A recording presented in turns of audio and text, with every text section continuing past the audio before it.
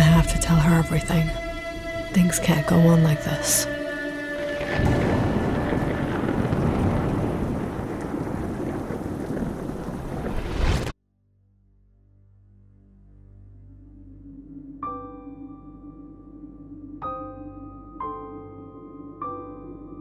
Claire.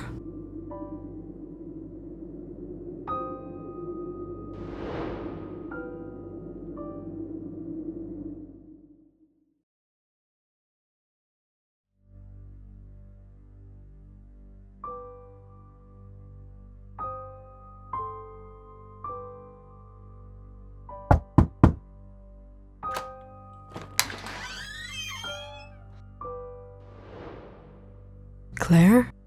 You're here at this time? Where's Gavin? Did you come here all alone? Mom, Gavin has been unfaithful to me. Claire and Gavin have been married for 4 years now, and Claire is pregnant with their first child. Gavin has his own business, and every now and then, he has to take long trips abroad for work. But ever since Gavin returned from his last trip, Claire noticed how odd he had been behaving. It all started with the insomnia, then the weight loss. But what bothered Claire the most was how he was keeping away from her. At first, Claire thought he was exhausted from his trip. She thought he was stressed about something with work, but Gavin was simply avoiding her. Gavin, did everything go well on your business trip? Yes, it was fine. You've been looking a little stressed. Is everything all right? I just need some time alone.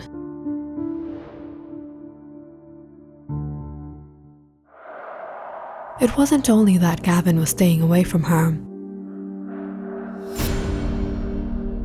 but it seemed that he was surprised or startled by her presence.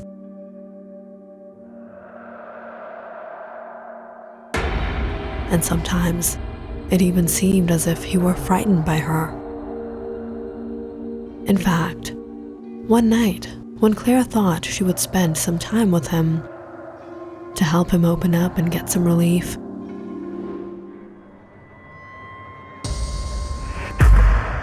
Gavin pushed her away. Get away from me. Gavin, what's wrong? Why are you being like this? Claire couldn't mistake the look of fright in Gavin's eyes. She just didn't understand what he was so afraid of. It seemed like he wanted to tell her something, but he was hesitant. But tonight, he finally confessed. He had been unfaithful to her. Claire felt so shattered and betrayed. She didn't have words for him. For the moment, she just needed to get away. So she packed her bags and went to her mother's place.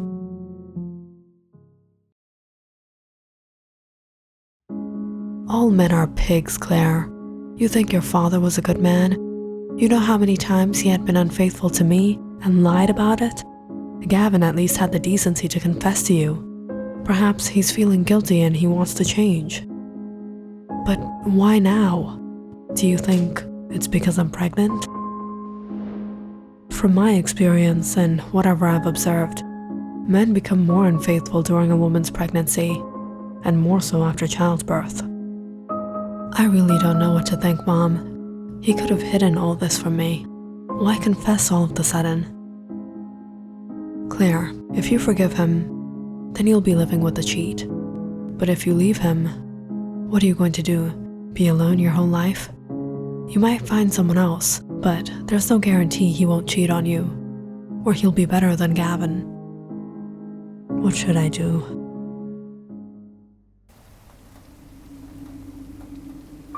With Claire gone, the house was so empty and silent. Gavin felt so heartbroken and devastated. He was tormented by his guilt. He didn't know how much longer he could take this. Suddenly hearing a faint noise in the room, Gavin turned around hoping Claire had returned. but there was no one. But as he stared into the darkness, he suddenly heard that noise again. From the far corner, he noticed the darkness begin to stir as she stepped out. His heart raced as she walked towards him. "What do you want from me?" "I thought you wanted me."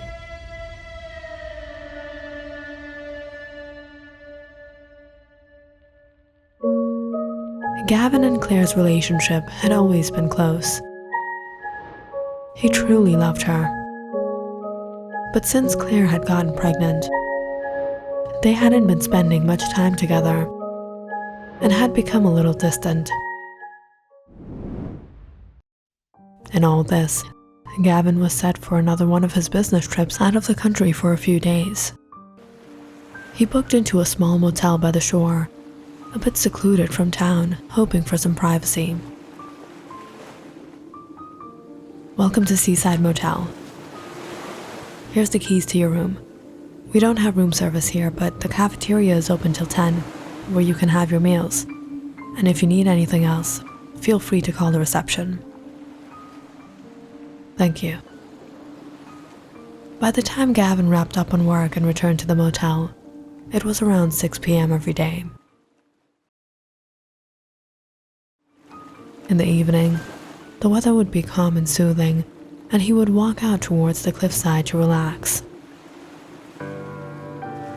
That was where he noticed a young woman sitting in the same place every evening. She was beautiful, and sometimes Gavin caught himself staring at her.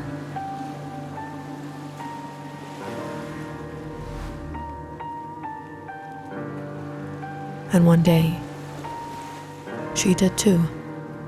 "Were you looking at me?"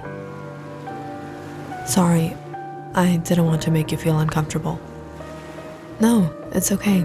I don't mind a little company. I'm Miranda." "You?" "Gavin." "You don't look like you're from around here." "I was here on a business trip, staying at the motel just down the shore." "The Seaside Motel? I work there." That evening, Gavin and Miranda spoke for hours sitting by the cliffside. "It's getting dark. I should get going." "Weren't you enjoying spending time here?" "Yes, but I have work. I should really go." Gavin bid her farewell and returned to the motel for the night. It had begun to rain, and listening to the droplets hit the ceiling, Gavin soon fell asleep. But sometime into the night, he woke up hearing a noise. Opening his eyes, he realized there was someone in the room.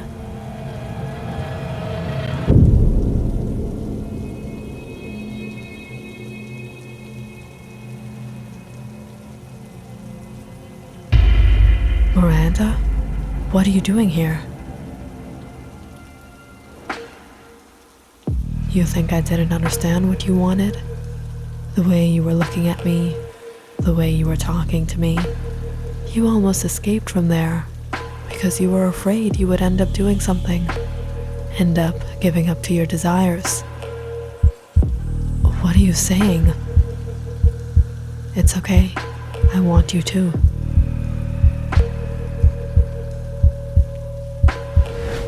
Miranda and Gavin spent the night together.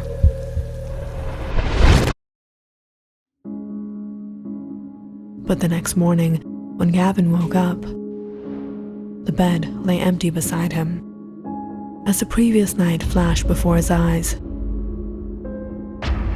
He felt the guilt weigh him down. What have I done? How will I tell Claire? Gavin decided he would leave that very day. But before he did, he wanted to meet Miranda last time. But where would he find her?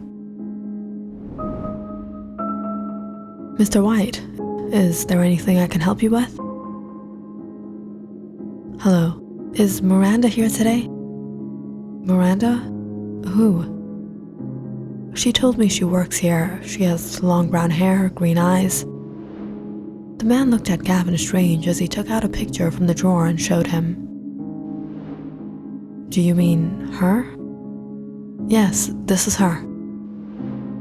What? That can't be. It's not possible. Miranda is no more.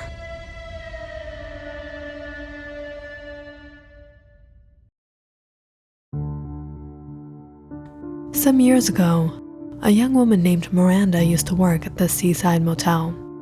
She was a beautiful woman. Oftentimes, many of the customers that lodged at the motel would try to talk to her, desperately wanting a chance to spend time with the beautiful woman. And Miranda too used to seduce them, to take advantage of them. However, one of these days, things got out of her hand when she tried to blackmail one of the men. And in rage, he threw her off the cliffside. Miranda's body was discovered 2 days later, washed up on the shore. No one knew what happened to her or how, but it was ever since then people around here have seen her spirit lurking amongst them.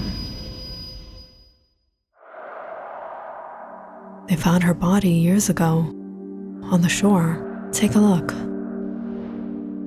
The elderly man opened up the piece of paper, showing Gavin the news report of Miranda's demise.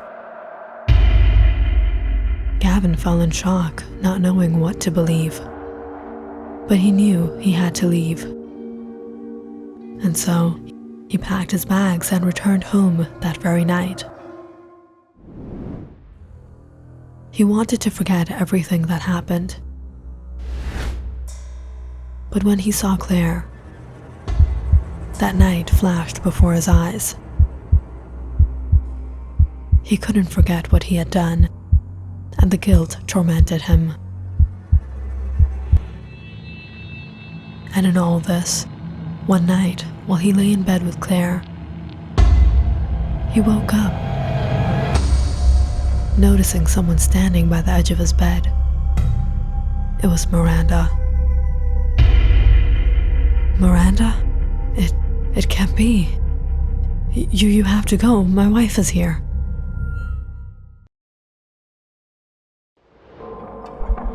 When Gavin turned to look at Claire, he was horrified when he saw Miranda.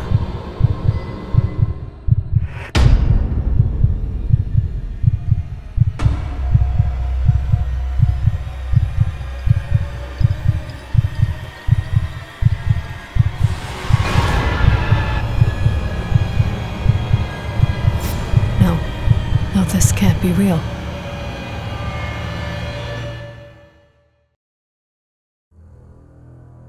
Gavin felt like he was losing his mind, and things came to the point where he couldn't tell what was real and what was not.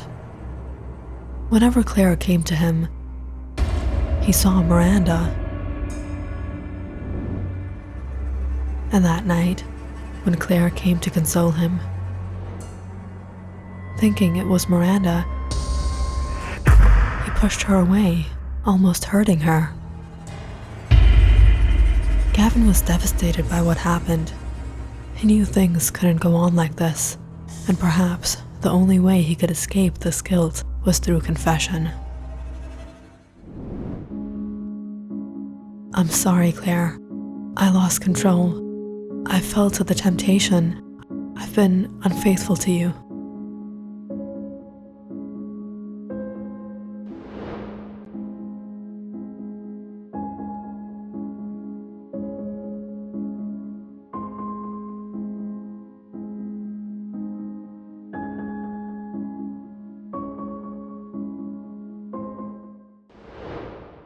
But Gavin couldn't tell Claire everything, fearing she wouldn't believe him.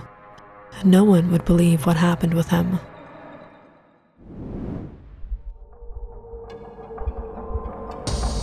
Now you will live with your demon.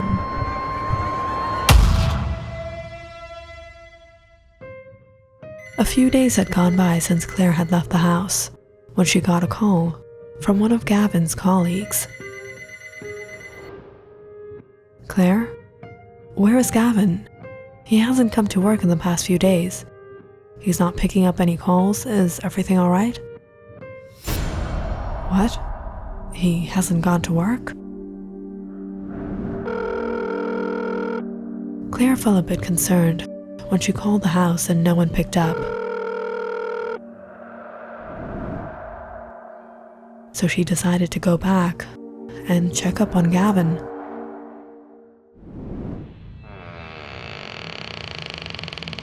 That night, when she opened the door, she found the house pitch dark.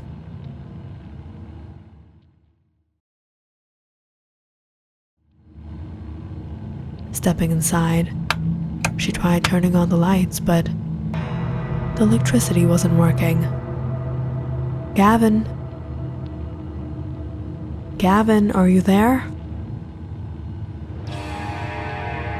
It was silent. Finding her way through the darkness, Claire took out a candle from the cupboard and lit it. "Gavin!" She slowly walked towards their bedroom. A cool breeze blew in as she tried to cover the flame. The window was left open.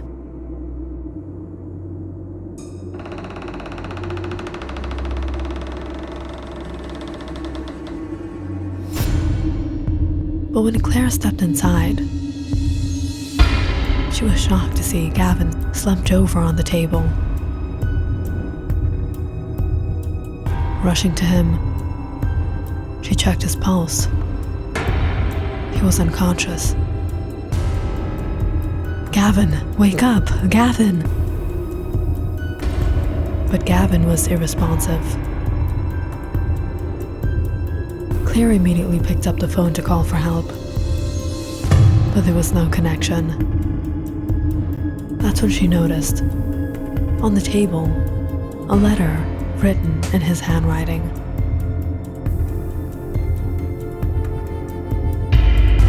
Claire fell in shock as he read everything that happened with Gavin on his trip, about Miranda, about that night. But as she finished reading the letter, a sudden chill surrounded her as the room became cold, and the flame blew out. As she shivered, Claire suddenly saw something shift to the corner of the room.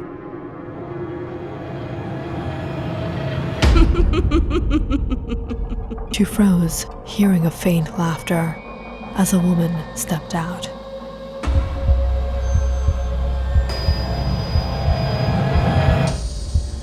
"You came here to save him? Do you know what he did with me? How he made love to me? How he loved my body?"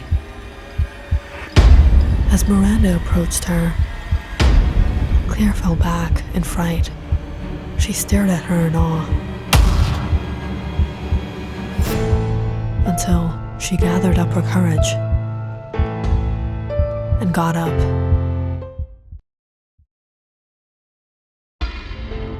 "No. Who do you think you are? You're nothing but a seductress. You seduced him. You took advantage of him. You're not his wife. He didn't commit to you. He would never give his life for your honor and your security.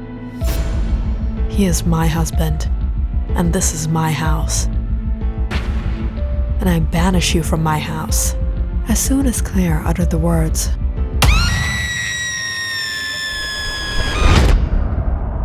Miranda vanished. The eerie chill around her slowly lessened. The strange presence no longer lingered in the room. It was over.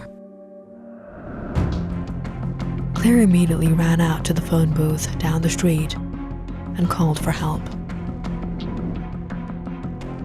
911, what's your emergency?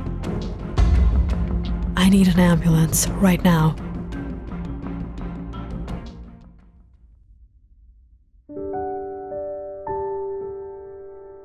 How are you feeling? Better. All this time, you couldn't have told me about the ghost. You didn't cheat. You were possessed. Whatever you saw, whatever you felt, it was all a delusion, a haunting. I thought you wouldn't believe me. I couldn't believe it. You know I'll always be by your side.